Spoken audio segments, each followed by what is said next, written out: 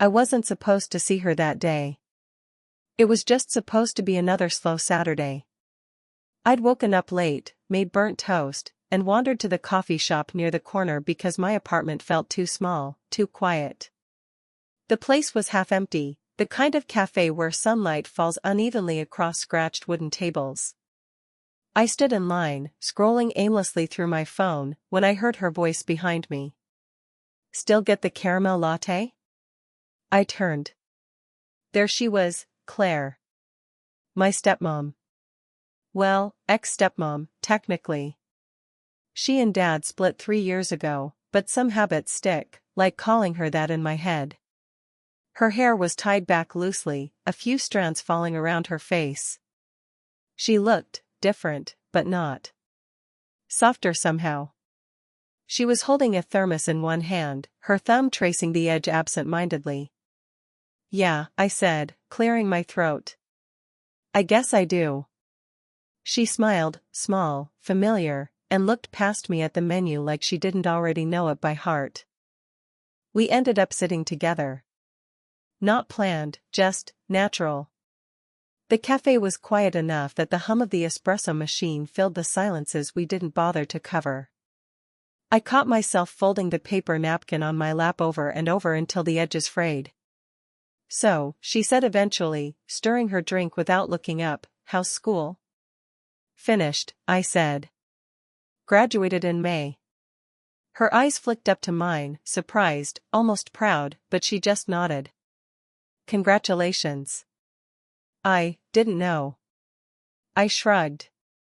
Not really a big deal. The truth was, I wanted to tell her more. About how lost I felt these days, how the routines blurred together, how every night I scrolled through unsent messages, writing things I'd never send to anyone.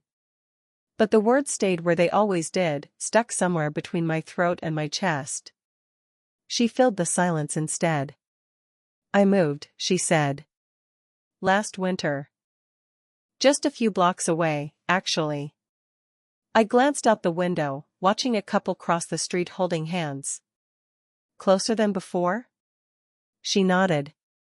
"Close enough to walk, when I bother leaving the house." I smiled faintly at that, and she noticed. We talked like that, in small, uneven pieces, for almost an hour. Nothing big. Nothing anyone would notice. But there were tiny moments, little shifts, the kind that lodged somewhere deep without asking permission. Like the way her fingers brushed mine accidentally when she'd passed me the sugar packet. Like the way her laugh, softer than I remembered, settled in the quiet between us. Like the way she looked at me, not long, but long enough. At one point, she leaned back, studying me.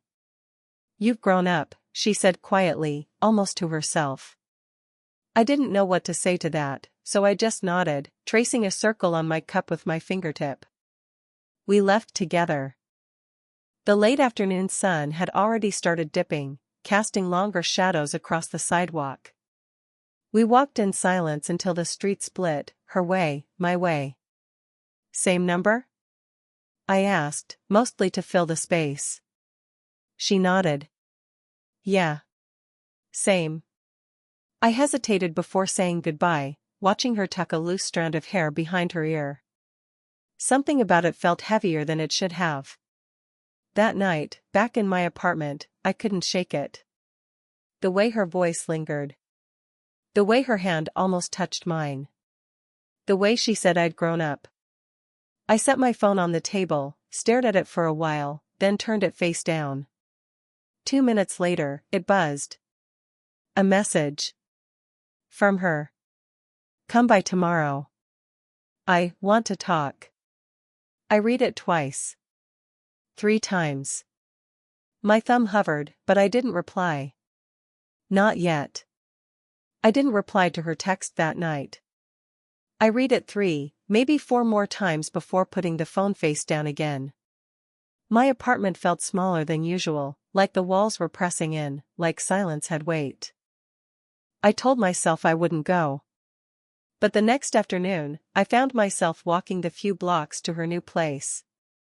Her apartment was on the 2nd floor of a quiet, narrow building. When she opened the door, she didn't look surprised to see me, almost like she'd known I would come. "You came," she said softly, stepping aside. I nodded, awkwardly rubbing the back of my neck. "Yeah. I figured I should." Her place was warm, lived in.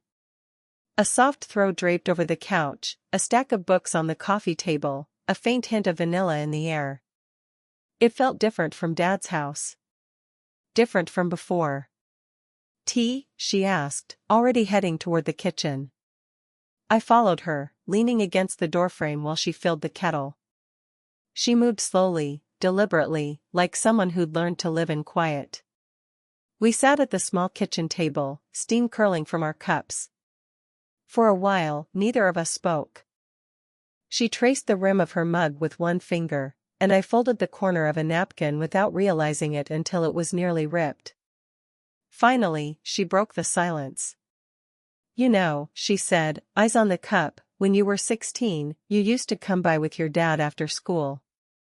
You'd leave your bag by the door, grab an apple from the counter, and disappear upstairs." I smiled faintly, remembering. I wasn't really much of a talker back then. "You're not much of one now either," she said, a hint of a smile tugging at her mouth. There was warmth in her voice, but something else beneath it, something neither of us named. A silence stretched between us, different this time. Heavier. I found myself studying her hands as she rested them on the table, her thumb brushing absent circles against her palm. I wondered if she realized she was doing it. I wondered if she could hear how loud my thoughts had gotten. "You've changed," she said suddenly, catching me off guard. "You're different now." I cleared my throat, glancing away. "So have you." She tilted her head, curious. "How so?" I hesitated, then shrugged. "You seem quieter. Like you've been carrying too much." She looked at me then, really looked, and for a moment it felt like she might say something important, but instead, she just took a sip of tea and nodded. Later, while helping her carry a box of old photo albums from the hallway to the living room, our hands brushed briefly on the cardboard. Neither of us moved them right away. A half second. Maybe less. But it stretched. She exhaled softly, almost like she'd been holding her breath. "Thanks," she said, pulling her hand back first. I nodded, gripping the box a little tighter than necessary. I don't know why that moment stayed with me, maybe because it felt like someone finally saw me. When I left, she walked me to the door. I turned to say goodbye, but she was already looking at me, her expression unreadable. "Drive safe," she said quietly. I didn't drive. She knew that. It started with a late text. "Can you come by? Just for a bit." No reason. No explanation. I stared at it for 5 minutes before replying, "Now?" A few seconds passed. "If you're not busy." I wasn't. I went. The rain had started by the time I got there, thin drops tapping against the window. Her living room was dim, a single lamp on in the corner. She was curled up on the couch with a blanket, laptop half open, glasses perched low on her nose. "You didn't have to come," she said softly, closing the laptop and setting it aside. "You asked," I said, kicking off my shoes. She gave a small, quiet smile, the kind that didn't reach her eyes. "I wasn't sure you would." We sat side by side on the couch. Not touching. Not far, either. She offered me tea, but I shook my head, fingers tapping lightly against my knee. After a long silence, she said, "I found an old photo of you the other day. You were 15. Wearing that awful striped hoodie." I laughed under my breath. "I liked that hoodie." "I know," she said, smiling faintly. "You wore it until the sleeves frayed." I watched her as she said it. The way she looked down into her lap, as if avoiding my eyes on purpose. The way her hand rested on the edge of the couch cushion, fingers brushing the fabric like she needed something to hold on to. Then, just as it felt like the silence was saying more than either of us dared, there was a knock at the door. She froze. So did I. It was her neighbor, an older woman from across the hall, holding a package.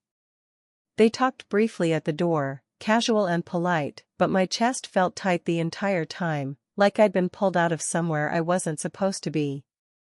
When she came back, she set the package down without saying anything. Something had shifted. "I don't know why I texted you," she said finally, sitting back down. "I just didn't want to be alone tonight." I swallowed, nodding slowly. "Yeah. I get that." Her gaze met mine then, steady, searching, like she was trying to find something in my face she couldn't name. For a moment, I thought she'd lean in. Or maybe I would. I felt myself leaning forward slightly, not enough to close the distance, but enough to feel her breath when she spoke. "We can't," she whispered suddenly, almost like she was reminding herself. "I know," I said. But I didn't move back. Neither did she. Then, somewhere down the hall, a door slammed, another neighbor, maybe, or the wind against the frame. But it broke the moment clean in half. She sat up straighter, pulling the blanket around her shoulders, tucking her legs underneath. "Tea?" she asked, her voice steadier now. I nodded. Pretended nothing had almost happened. We didn't see each other for almost 2 weeks. Not by design. Just avoidance disguised as busyness. I almost convinced myself it was better this way, until I ran into her at the grocery store one late afternoon. She was standing in the produce aisle, testing avocados with her thumb, when she noticed me. Her smile faltered just a little, too quick for anyone else to see, but not quick enough for me to miss. "You've been quiet," she said softly, not looking at me. "Yeah," I said, picking up an apple just to have something in my hands. "Figured you were busy." She hummed, a small sound, neither agreeing nor disagreeing. We ended up leaving together. Neither of us said we should, but we walked the same direction anyway, our bags swinging between us. The sun was lowering, shadows stretching long across the pavement. "You seem different lately," she said finally, her voice careful, almost casual. "How so?" I asked. She hesitated, shifting her grip on the bag handles. "Like you're holding something back." I almost laughed at that, because she wasn't wrong. But instead, I just said, "Maybe." We stopped at a small park bench under a street lamp. She set her bag down, smoothing the strap absently, her nails catching on the frayed edge. I sat beside her, close enough to feel the heat from her arm, but not touching. There was a beat of silence, and then she asked quietly, "Are you seeing someone?" I turned to look at her, surprised. No, she nodded slowly, eyes fixed on her lap, fingers knotting together. I just thought, maybe. Something sharp stirred in my chest then. "Why? Would it matter?" Her eyes flicked up at me, startled. The air between us tightened. She didn't answer. I wanted to ask her why she cared. I wanted to ask her if she'd thought about that night on the couch as much as I had. Instead, I said nothing. Her hand rested on the bench between us, open, palm down. I stared at it, wondered if she noticed how close my knee was to hers, wondered if she could hear how fast my heart was going. Finally, she exhaled softly. "I hate this," she whispered. "Hate what?" I asked, my voice lower than I intended. "This space," she said, gesturing faintly between us. "Not knowing where the line is." I swallowed, my throat tight. "Do you want there to be one?" She turned her head slowly, meeting my eyes. For a long moment, neither of us breathed. And then her phone buzzed in her bag, loud, sharp, cutting straight through the silence. She blinked, pulled back slightly, tucking her hair behind her ear. "I should go," she said quietly. I nodded, forcing my voice steady. Yeah. But when she stood, she didn't leave right away. Her hand hovered, just for a second, like she was reaching for mine, then stopped halfway. Neither of us said anything. But the question hung there between us, heavy, unanswered. Are we going to do this, or not? I didn't see her for another week. At first, I thought she was just busy. Then I started to notice small things, unanswered texts, shorter replies, conversations ending sooner than they started. One afternoon, I walked past her building and saw her balcony door open, curtains shifting with the wind. I almost called out. Almost went up. But I didn't. By the third day of silence, I gave in and texted, "Hey. You okay?" No reply.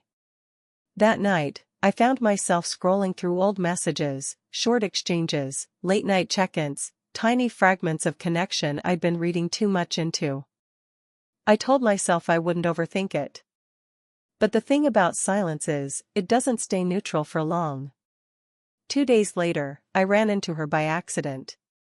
She was sitting outside the cafe, same place as the first time, but this time there was someone with her, a man, maybe mid-40s, leaning casually against the table like he belonged there. I slowed without meaning to, hovering just out of sight. They weren't touching, but his hand rested near hers, and she didn't pull away. I told myself it didn't matter. Told myself to keep walking. But my feet stayed planted until she turned her head and spotted me. Her expression flickered, surprise, then something unreadable, before she offered a small, polite smile. The kind you give strangers. "Hey," I said, finally forcing myself forward. "Hi," she replied, her voice soft but careful. "This is Mark, an old friend." Mark. The name didn't land right in my chest. He gave a polite nod, the kind of nod that says, "I don't know who you are, but I know enough." I mumbled something back, something neutral, and left before the silence swallowed me whole. That night, I drafted a message I didn't send. Is he important? I deleted it. Typed another, did I do something wrong? Deleted that too. By midnight, my phone screen was blank again. 2 days later, she finally texted, "Sorry. Been busy. Let's talk soon." I stared at it until the words blurred, trying to decide if soon meant anything at all. I passed her street the next evening, walking slower than I should have, hoping, stupidly, to see her lights on. They weren't. I stopped at the bottom of the stairs anyway, hand hovering near the railing, debating whether to go up and knock. I didn't. I kept walking, the sound of my own footsteps too loud in the quiet street. I didn't feel heartbroken. I felt paused. Like life forgot to finish the sentence. It was almost midnight when I went to her place. I didn't plan it. Didn't even think about what I'd say. I just walked. The streets were quiet, washed in that pale orange glow from the old street lamps. My hands were deep in my jacket pockets, my thoughts louder than the city itself. When I reached her door, I hesitated. I almost turned back twice. But then the light shifted under the gap, she was awake. I knocked once. She opened the door a few seconds later, barefoot, sweater sleeves hanging past her hands. Her hair was pulled into a loose knot, strands falling against her face. "Hey," she said softly, like she wasn't sure if she should smile. "Hey," I replied. My throat felt dry. She stepped aside, and I walked in. The apartment was dim, lit only by the kitchen light. The hum of the fridge filled the silence. We didn't sit. We just stood there, a few feet apart, staring at the floor, the walls, anywhere but each other. Finally, I said, "I saw you. At the cafe." She froze. I saw it in her shoulders first, then her face when she turned toward me. "With Mark," I added quietly. She sighed, leaning back against the counter. "He's someone I used to know." Before everything. Are you? I stopped, shaking my head. Forget it. No, she said quickly. Say it. I hesitated. Then, are you seeing him? She stared at me for a long moment, then shook her head. No. I'm not. Relief hit me harder than I expected. And that scared me. I don't know what we're doing, I admitted finally, the words spilling before I could stop them. I keep trying to act like this doesn't mean anything, but it does. And I don't know what that makes us. She pressed her lips together, eyes dropping to the floor. Her hands twisted in the sleeves of her sweater. You were my stepson, she whispered, almost like she was reminding herself. And you're younger. People would talk. I don't care what people talk about. You should, she said sharply, then softened. We should. I nodded slowly, trying to find something to hold on to. So you want me to stop coming here? She didn't answer right away.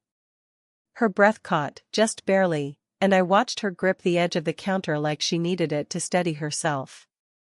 No, she said finally.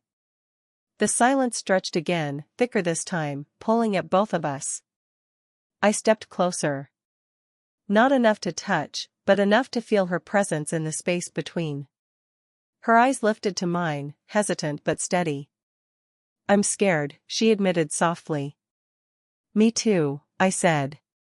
And for the first time in weeks, she smiled, small, fleeting, but real.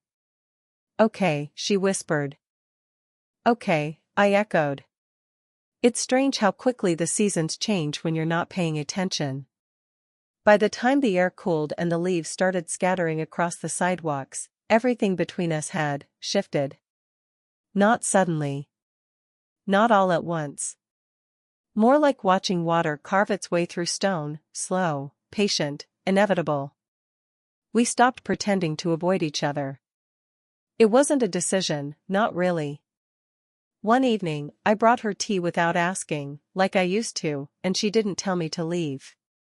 That was all it took. We didn't define anything. There weren't labels, promises, or dramatic declarations. We just learned to exist in the same spaces without flinching. Some nights, I'd be on her couch at 8:47 p.m., sipping black coffee I didn't need, scrolling through nothing while she read with her legs curled under her. Other nights, we'd sit at the kitchen table with mismatched mugs, steam rising between us, talking about small, ordinary things, the grocery store being out of avocados, how her neighbor's wind chime was always slightly off-key. And sometimes, we didn't talk at all. Those silences became their own kind of language. It wasn't perfect. There were still days she pulled back, disappearing into herself for hours, like she needed to measure the weight of what we were against everything else. There were days I questioned whether I was holding too much, asking too much, risking too much. But every time, without fail, one of us would find the other again. Like the night we passed that same park bench, the one where she once asked if there should be a line between us. She stopped, fingertips brushing the back of the bench's cold metal edge. You remember this? She asked softly. I nodded. Yeah. She smiled faintly, eyes lowered. I used to hate this spot. Why? Because it reminded me of how much I couldn't say. I didn't answer. I just reached out, my hand resting over hers where it held the bench. She didn't pull away. Now, months later, I walk past that same bench on my way to her place, and it doesn't feel heavy anymore. Somewhere along the way, we stopped circling around the thing we were afraid of and just lived inside it. There was no moment we declared it. No night where one of us said the words out loud. But when I bring her tea without asking, when she texts me home yet, after I leave, when our silences don't ache anymore, that's enough. That's everything. Last night, she set a cup of tea in front of me, leaned against the counter, and smiled. Caramel latte, right? She teased. I laughed softly, shaking my head. Black coffee. She rolled her eyes but didn't argue. And somehow, in that tiny exchange, I realized something simple. This is what we've been building toward, not fireworks, not chaos, just this, quietness we get to keep. I think about that first day in the cafe sometimes, how sunlight hit the scratched tables, how I folded a napkin until it tore. Back then, neither of us had the words. Now we don't need them.